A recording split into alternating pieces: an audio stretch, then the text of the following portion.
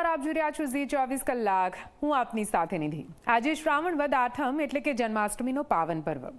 આજનો દિવસ એટલે કે જગતના નાથ ભગવાન વિષ્ણુના 8મા અવતાર અને પૂર્ણ પુરુષોત્તમ તરીકે ઓળખાતા ભગવાન શ્રી કૃષ્ણનો જન્મોત્સવ.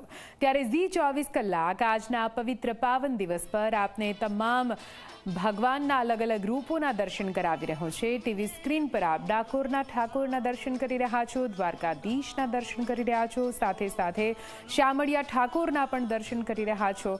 આપ જુઓ કેવી રીતે ભગવાનને અત્યારે સાજ શણગાર કરવામાં આવી રહ્યા છે.